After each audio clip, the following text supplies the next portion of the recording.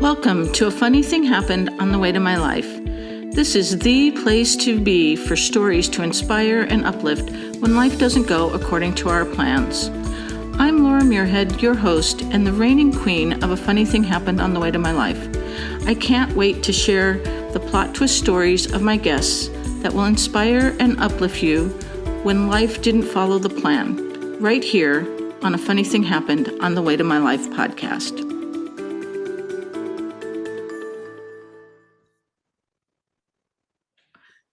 Hi, welcome to A Funny Thing Happened on the Way to My Life podcast. I am your host, Laura Muirhead, and I am so excited to have my friend and mentor, Joanna Hunter, spiritual life and business coach, joining us for this episode today. So come and say hello and introduce yourself. Hi, Laura. Thank you so much for having me on A Funny Thing Happened on the Way to My Life podcast. I love the name. So I'm a spiritual life and business coach, as Laura said, and I live in the magical Highlands of Scotland, and I run a global online kind of magic education thing. Absolutely. I am so honored to have you here and so appreciate it. So I know a little bit about your story, but for most of us, we feel like we are on a certain path in life, and then once in a while things go a little bit sideways, and those are the A Funny Thing Happened on the Way to My Life moments. So tell us what path you were on originally, and tell us a little bit about that. So I've had this kind of moment in life, this funny thing happened on the way to my life moments. I've had several of them. So the first one was that, I am a funny thing happened on the way to my life. I met my husband really, really young, and we started a family, and I was just in my early 20s, but had a lot of management experience. And then I find it really, really hard to get a job because people were like, even though they're not meant to ask you about like if you have kids and stuff, they were very fascinated about if I had children and, was I going to take time off and things like that. So it was really like annoying. And in the end, I got so annoyed, I decided to become an entrepreneur and start my own business, which I didn't know anything. I didn't really know the first thing about running my own business. So, hey, funny thing happened on the way to my life. And I actually discovered I was really, really good at being an entrepreneur. So I ended up with four separate six-figure businesses and multiple six-figure businesses. And I worked in them all.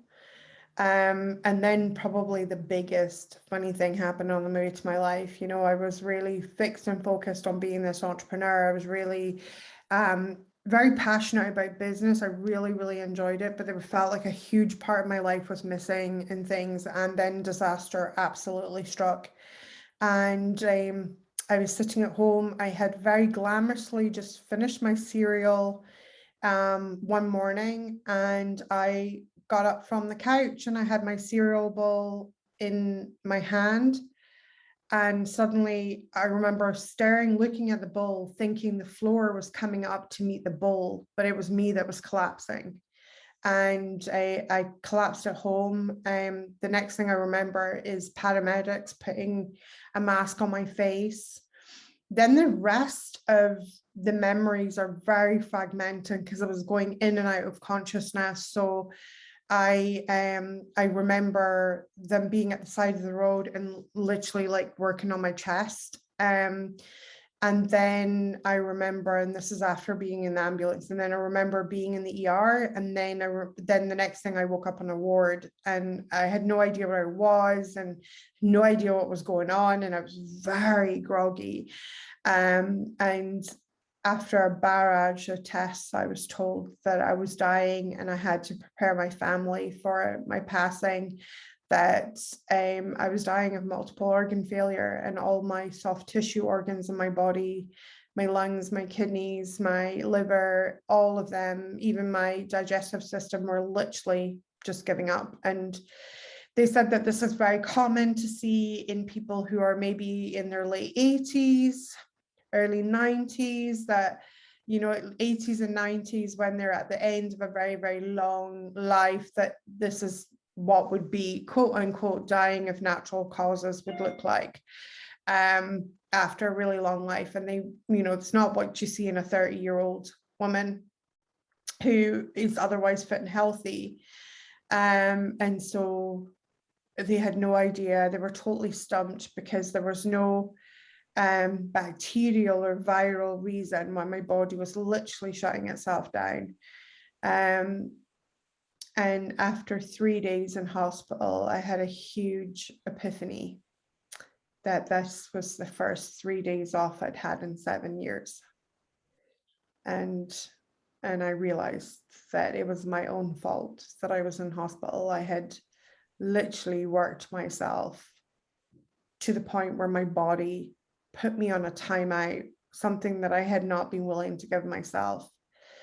And from that moment on, my life changed completely and utterly. Like I had to, I just,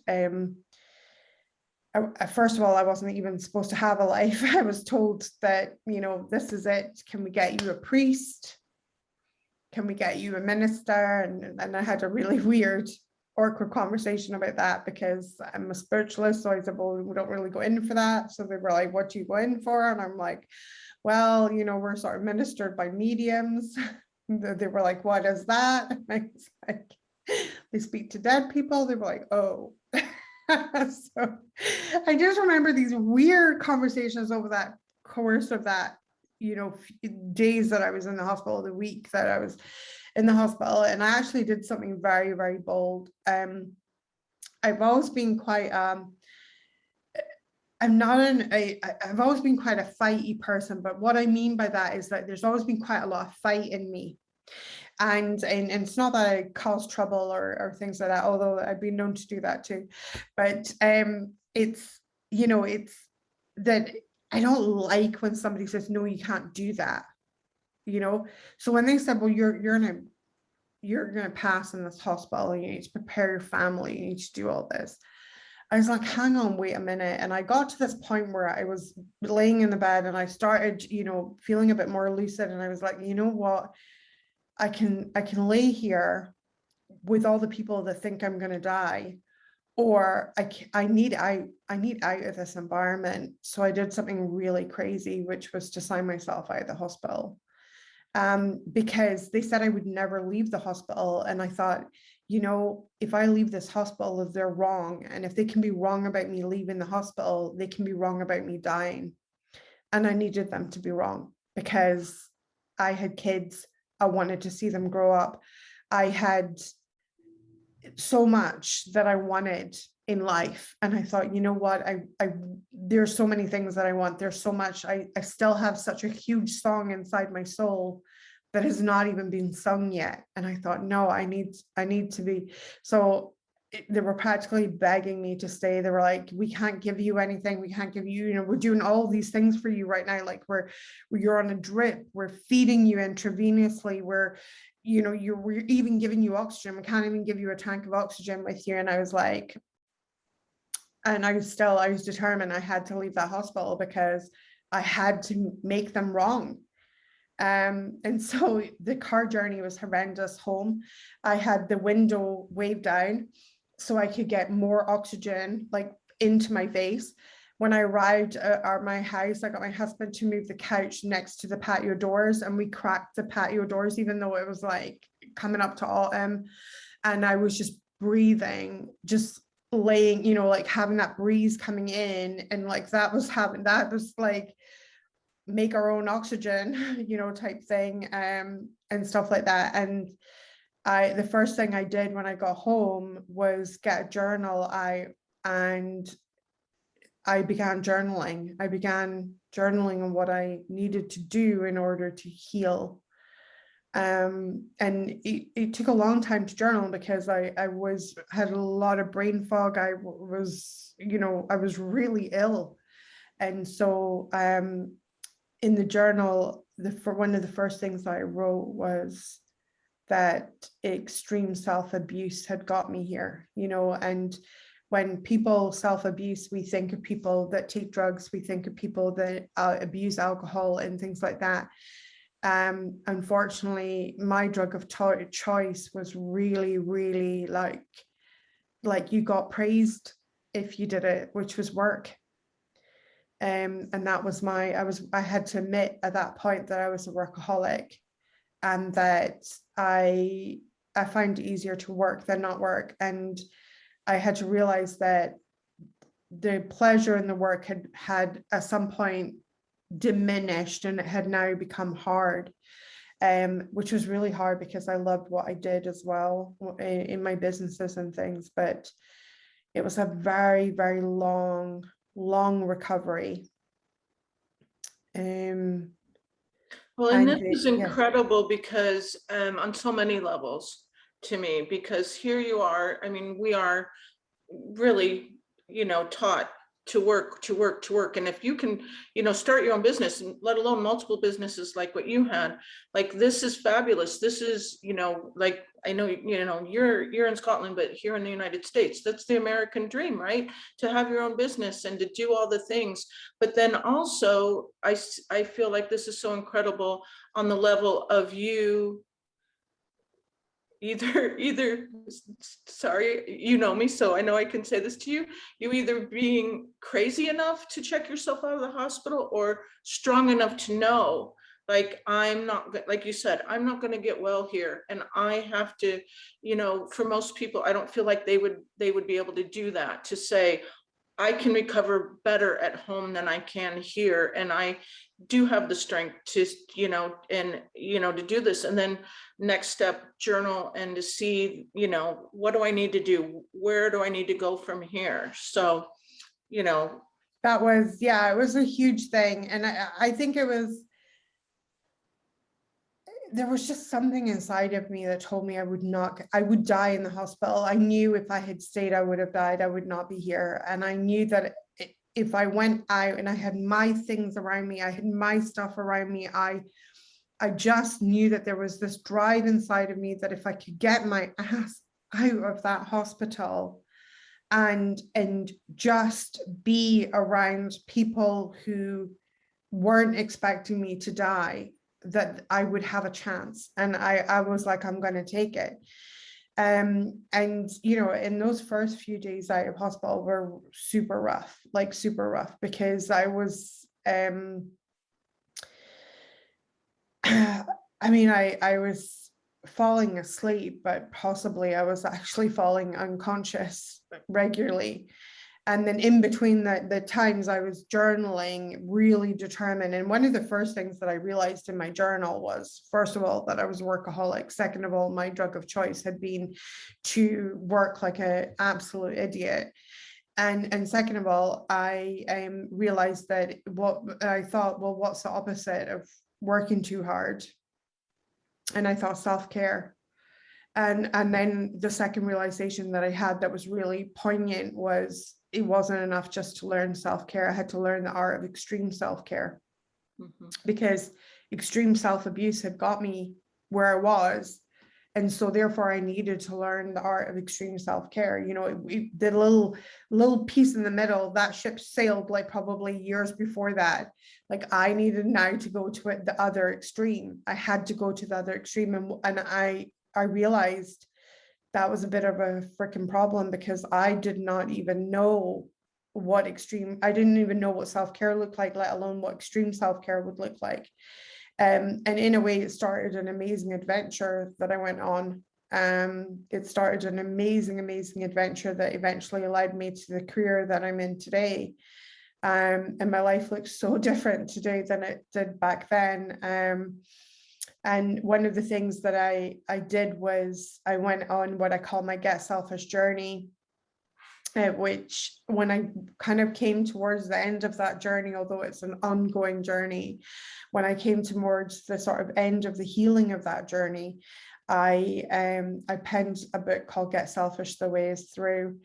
And that was like everything that I learned in how to heal myself and my body, And although it is a book of healing, it's not like it's got a prescription or a protocol in it. It's really all about energy. It's all about how you manage your energy, because I realized that I did so many things that drained my energy.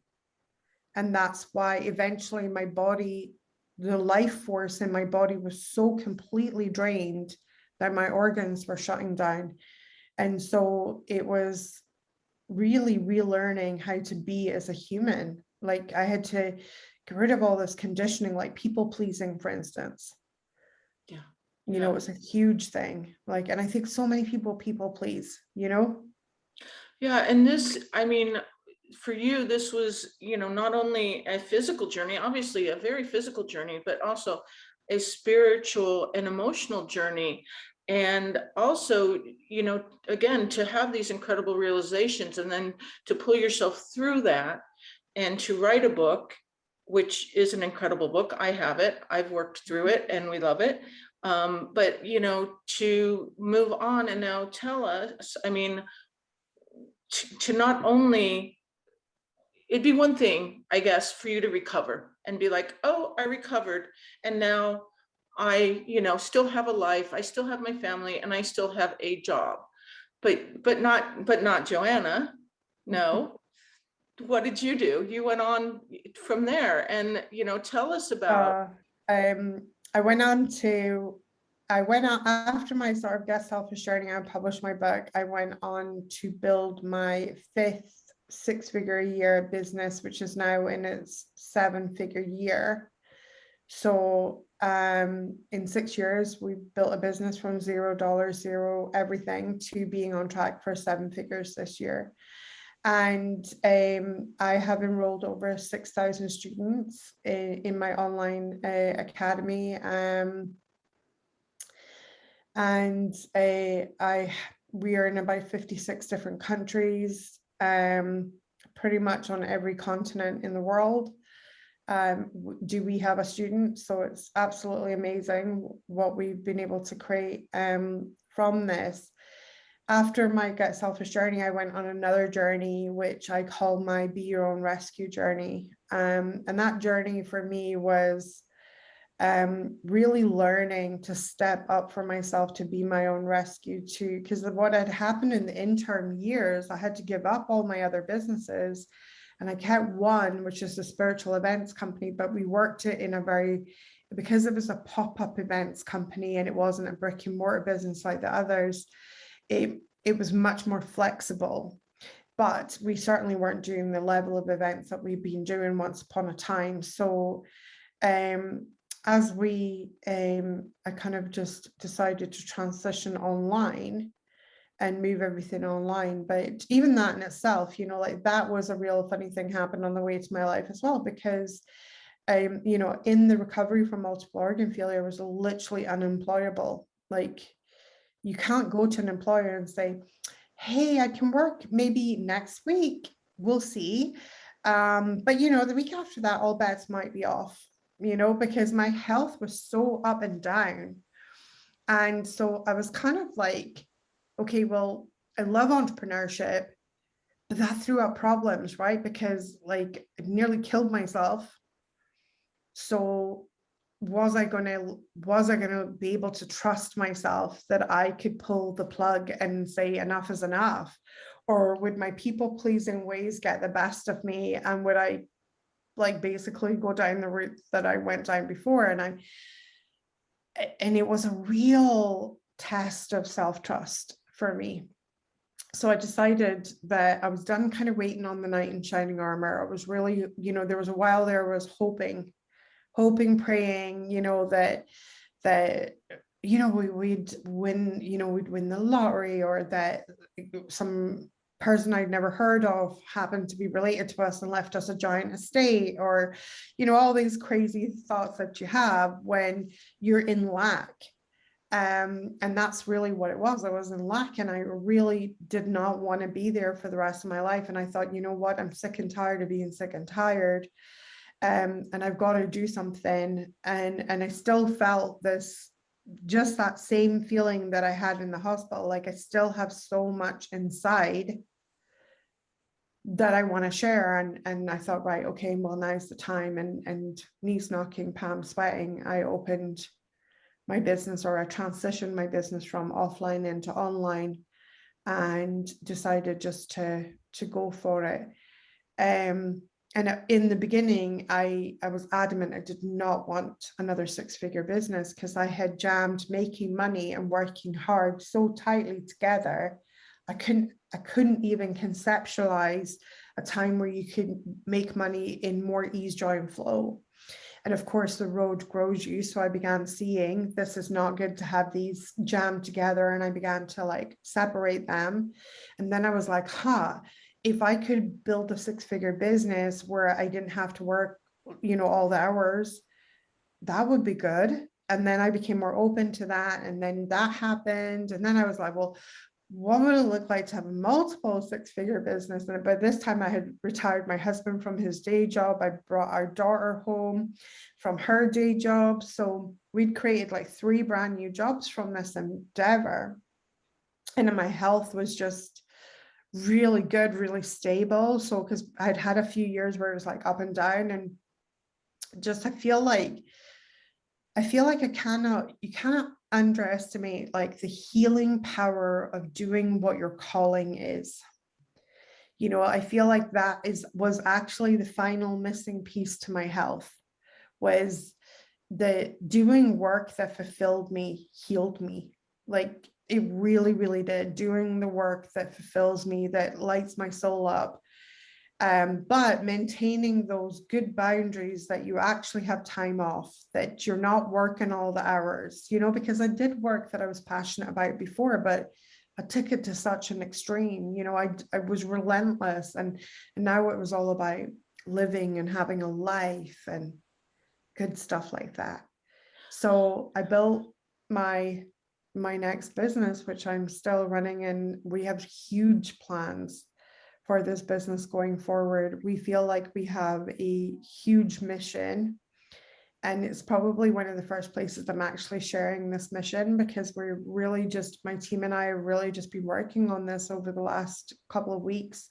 We're really reimagining what the business looks like at its next level.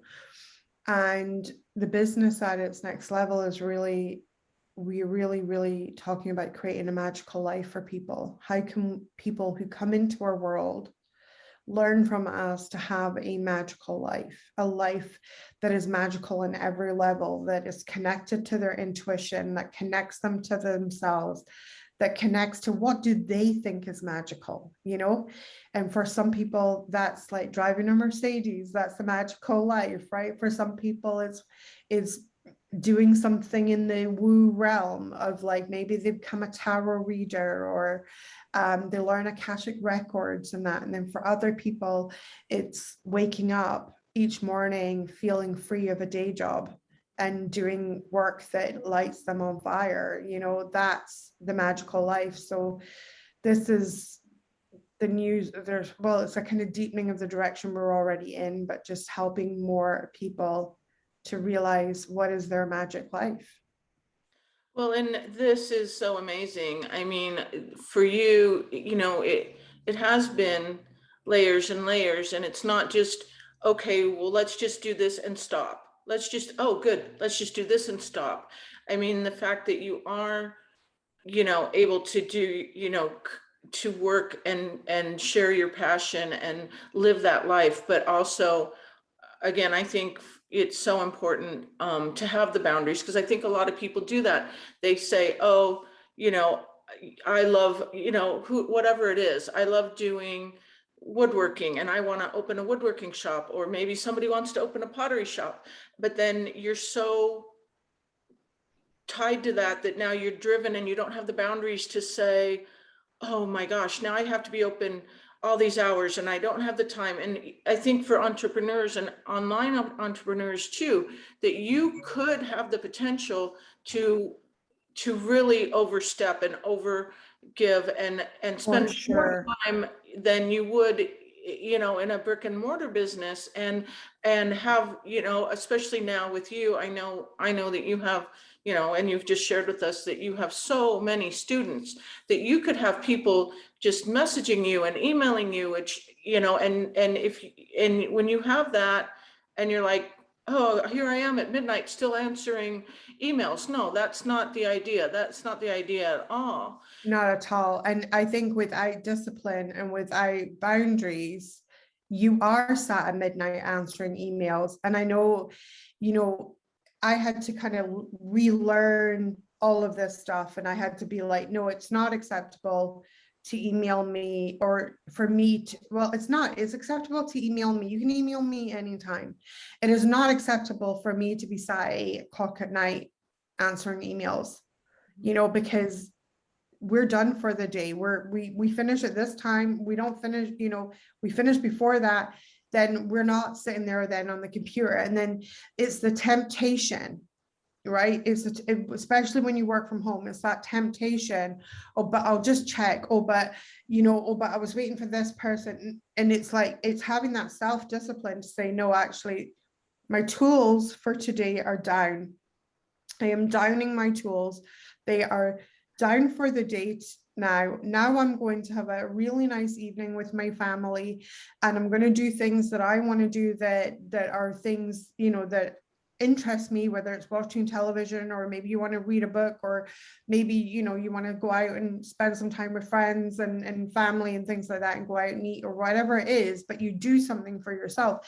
But I think what happens with entrepreneurs is that they blur the line so much that they have no life outside the business. The business becomes the life, and the life becomes the business. And I think that's when you're in danger of burning out, you know, because there is no respite for your mind to go. There's no respite for your body to say, oh, this is our time. Now we're recharging. This is me time. And so for me, one of the most important things is that, you know, I model this to my students as well, is that, for instance, if I schedule what I call a lot of giving, so that's me giving energy out. So if I'm teaching, coaching, all of these things, then directly behind that piece of energy is time for me.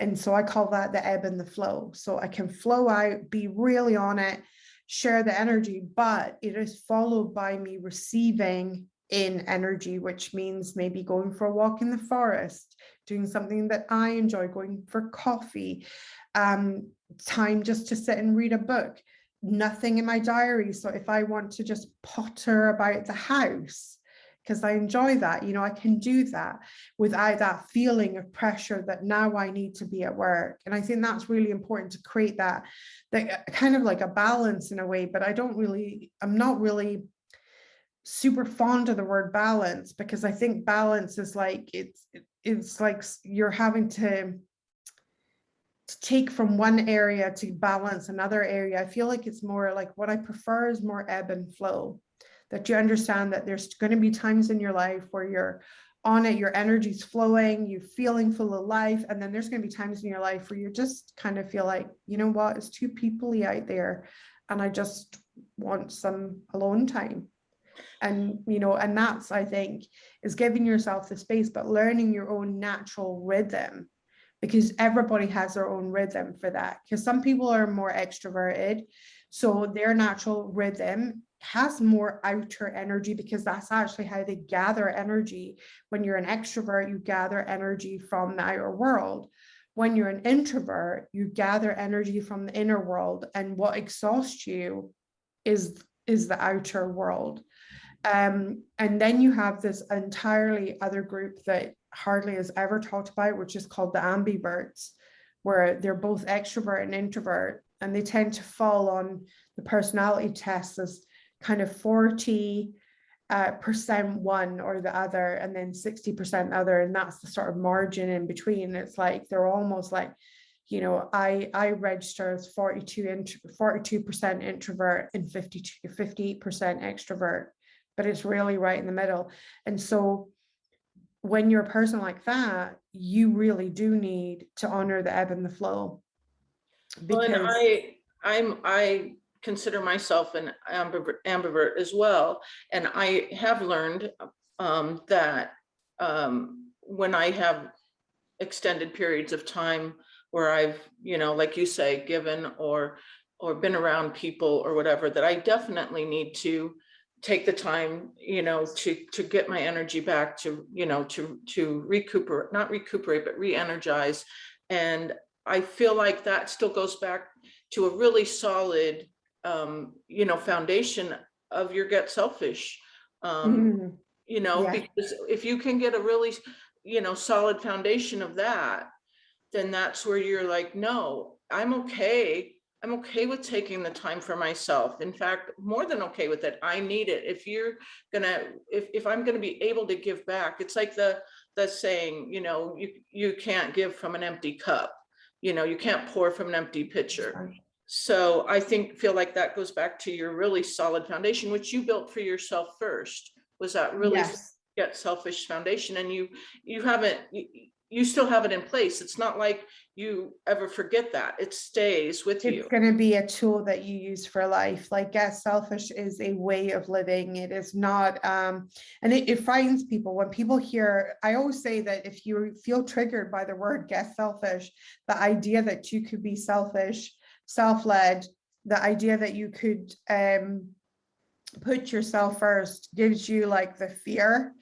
You need the book like more than other people need the book, because this was I was exactly the same. Like, it actually gave me the fear that I would put myself first. It literally I was like, God, it's selfish. Who does this? This is terrible. But actually, when I actually started to get selfish, and actually, because I had to recover, when I started doing that, I realized, like, oh my God, here I'd been literally busting my gut to running around trying to make other people happy. And through that journey, I realized I didn't even know the first thing about happiness. Like, I didn't even know the first thing. I just thought it was this like weird fleeting energy. Like, if you were super lucky, you had it, but it would always disappear. I didn't realize it could be a daily choice. I didn't realize that it could be my life all the time. Like, I just was like, so these were things. And I think also as well, the other thing that you touched on was the giving from an empty cup. And I realized that that's really pretty much what's wrong with a big portion of society, is that we are obsessed with giving from an empty cup. And then we wonder why we feel energies like resentful, angry, annoyed, not seen, not heard, not respected, disrespected. We feel we feel like we're unworthy. We feel like we have low self-esteem. All of these things are stemming from us trying to pour from an empty cup. And I say to my students, I love my students, and I love that you want to give. I love that your first thought in the morning when you get up is that you want to give. But honey, we need to take a time out, and we need to start giving to you first, because then when your cup is full, you're always pouring from that full cup. The energy is just going to be so much better. You're going to feel better. People around you are going to feel better to be around you, because now you're not like secretly angry at them half the time, going through gritted teeth. It's fine. I'm fine. Like, how often have we done that, right? Like, we can see ourselves in that bit of behavior and think, oh yeah, I did that. And as we fill up, the cool thing is that we now have more energy to give.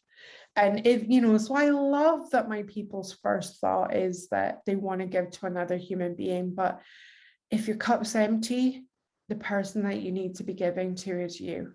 Yeah. And it's retraining yourself to think in that way, so that you think in ebbs and flows, and that when you are giving, you're recharging too.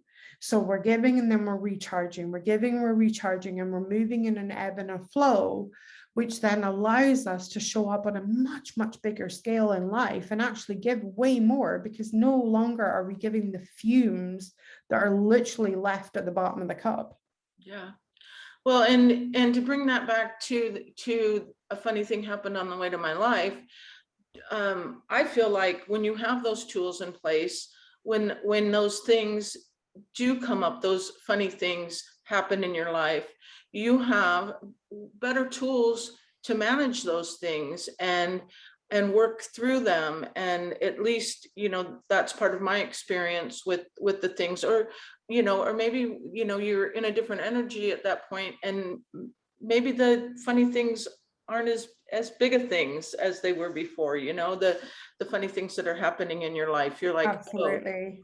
I yeah. would totally agree with that. I was actually speaking to a client yesterday, and she was asking me, she said to me, I'm kind of waiting for the other shoe to drop. And I said, how? And she said to me, well, all this stuff has happened and I'm coping with it all. And I just want to know, Joanna, do you think I'm actually coping with this, or am I like kidding myself on here that it's all going to come and hit me soon? And I said, well, look at all the inner work that you've done. Look at all the inner work. Like, this is actually this is the product. This is the fruits of the inner work that you are enjoying right now. Like, big stuff has happened in your life and you are handling it like a boss. You are absolutely handling it like a boss. And I said, this is why we do the inner work. And I said, I absolutely do not think the other shoe will drop anytime soon. Like, I really think this is the level that you can handle now, because the foundation inside you is so strong. And she just did such a huge deep breath out, and she was like, oh my God, it's what I thought. But I was like, oh my God, I could never have handled this level of stress of all the things all the funny things that have happened on the way to my life, kind of things, right? Exploding in her life in a very, very short time, a bunch of them. And then still to be able to hold her power and say, you know what? Like, she goes, I'm actually sailing through this. Like, I'm keeping my mindset high vibe. I'm feeling good. I'm looking after myself. Like, I'm doing all these things, even though my world around me has changed. And she says, I'm still able to keep, I feel actually good, even though I'm going through this stuff, even though my family's going through this stuff. And I feel like that is a testament to the Get Selfish, is that it does. And, and I said to her, I told her a funny story of the first time that I realized that, and I'll share this story with your listeners as well, because it's actually quite funny.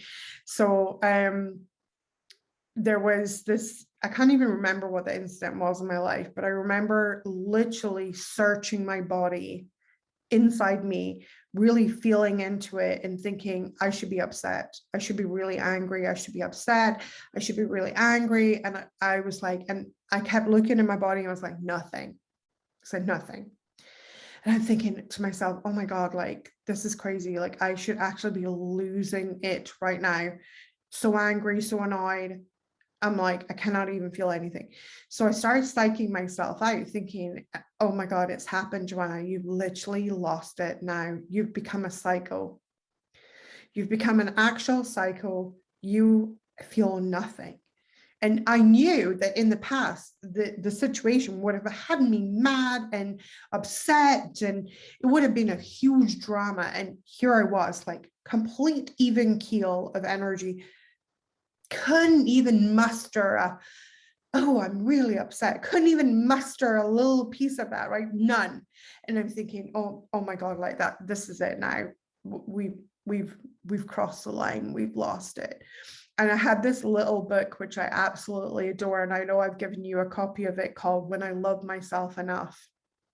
And there, I can't tell you verbatim the quote, but there was this piece in the quote where the woman literally was experiencing what I was experiencing. And at first she thought she had hit apathy and was like, oh no, this is not good to be apathetic and have, like, not care. And then she realized it was inner peace. And inner peace had been such an alien concept to her that she was like, this is apathy. But actually what it was inner peace. And as I read that, this relief swept through my body. And I thought, oh, I'm not a psycho. I'm just experiencing inner peace for the first time in my adult life.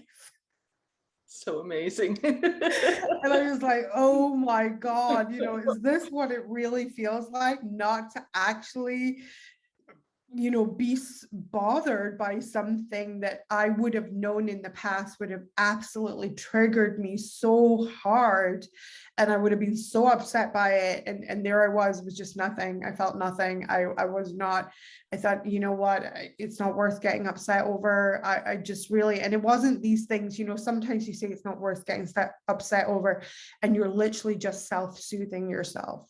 What I was just literally not upset, and to realize that that was the beginning of inner peace for myself. And you know, I am so grateful to Kim McMillan, who wrote that book, When I Love Myself Enough, because you know, she was such a way shower of the you know, way shower for me, because I realized, like, oh God, I was going through exactly the same thing in a different scenario, but wow, this is inner peace. This is what it feels like, not to, well, I suppose to feel peaceful inside. And that's what I did. But I wasn't even giving myself permission to feel the peace. Instead, I was freaking out that I wasn't freaking out.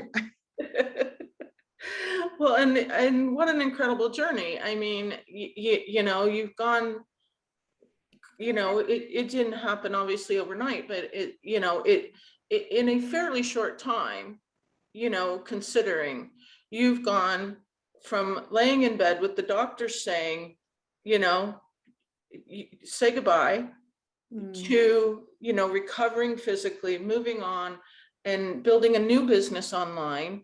And then, you know, I know this is one of your words, but thriving in your business and sharing all of this with other people so that they can also, you know, have the inner peace. And I know this personally because, you know, we've worked together, and I know how far I've come. And I've had my husband as well say a couple times, you know, just something has happened, and after it's over and we dealt with it, oh, thank you for not being mad about that. And I remember thinking, well, why would I be mad? And then I had to think, well, probably in the past I would have, you know, had a little, you know, thing. But and what I want to come back to is that, you know, we don't hope for these, you know, things. A funny thing happened on my way to my life. We don't hope for those events, but they do happen. And when they do, can you look back? And I know, again, for some of the things that have happened in my life, I can look back and see where the path changed and have some gratitude for that, because, well, if we would have stayed where we were, we wouldn't have the X and X and X, or this, it wouldn't have happened. And, you know, clearly, if you would have stayed where you were, we wouldn't be talking. I would never have discovered my calling. Yeah. Like, I literally feel the work that I'm doing, I have been called to it by a higher power. That's what I feel like. I literally feel like this is why I was put on this earth. Like, it sounds so big when you describe it like that, but that's exactly how I feel in the work that I do. And if I'd stayed where I was, I would never, if I had, you know, not had multiple organ failure and just continued down the path and having shops and opening more and more shops, because I had 3 of them, and, you know, the plan was to have one on every high street and things. And, you know, if I just gone down that route, I think I would be, when I imagine that in my mind's eye, the image I get is gray and beige. It's very beige, it's very gray, there's no color in that image. And I think, yeah, that's what I would have lived, basically a life without any color in it.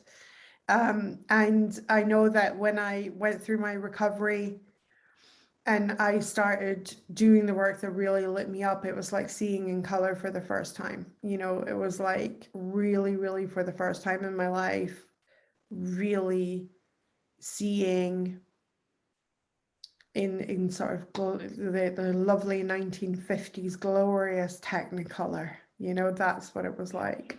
Well, and for someone like you who loves her glitter and loves her shine, you can't have the gray, life. You have to have gray and beige. No, it's not for me. It's not for me. I do love a bit of bling. I do love a bit of glitter. I will not lie. I do love it. And I think that this is it, right? Like this is you get, the biggest surprise to me, and it's always shocking to me, and it still catches me unawares, is that you get to live the life that you want. You get to actually, but you have to have the courage to go for it first and foremost. And my prayer for everybody who's listening to this is that you don't get pushed to the wall so far that you have to have a funny thing happen on the way to my life intervention, because that's what it was. It was a funny thing happened on the way to my life intervention, by probably a higher power, to be like, Joanna, wake up, what you doing, to get me where I needed to be. But my hope and my prayer is by hearing my story and stories like Laura's and things like that, that it actually inspires you to do something about it now, to say, okay, well, I'm not really loving the job that I'm working. What other skills do I have? What other things how can I leverage that? I want to feel more intuitive. I want to feel more in sync with my life. Okay, well, who can teach me that, and start to build on that for yourself, and we get to have it all. We get to have a beautiful life that's filled with happiness and joy. We get to have rocking businesses that fulfill us and make money month on month. We get to have all of these things, but we have to have the courage to go for them. Yeah. Well, and I think that, on that note is a perfect place to just wrap up, because I mean, and hopefully people won't, when they do find themselves in those experiences of a funny thing happened on the way to my life, they haven't pushed themselves. They can find the tools to move past it. And before we close out, first of all, thank you so much. I just, so grateful for you, and again, honored to have you here. And tell us, where people can find you. I know people are going to want to know more and be in your world, and I will definitely put things in the notes, but where can we find you? Well, you can find me on Facebook. So that's where I hang out the most. I'm on Facebook. So Joanna Hunter COM is my Facebook business page. So if you jump on there, you're going to get directed to all the different places that you can find me. But that's where you want to jump on first, is probably Joanna Hunter COM Facebook. So if you look that up in the little search bar, you'll find me. And then, of course, I have my website, which is joannahunter.com. Great. Thank you so much, Laura, for having me on, and I'm absolutely honored. And it's been an absolute honor to see you blossom and bloom over these years that and I just have to say this on the podcast, because you're sat in your studio. This was one of your magical creations, right? And all your beautiful pottery sitting behind you, and your beautiful photography, and all of this gorgeousness, and I just think, like, I look at that and I get so happy and excited to know that, look at the amazingness that you created, and then people come into your store and they buy these things, and these are sitting in people's homes, just making them feel good. Thank you. And it has been an incredible journey, and it's a story for another day, but this is part of a funny thing happened on the way to my life. So we'll share that another day. But again, thank you so much. And thank you all for listening having me.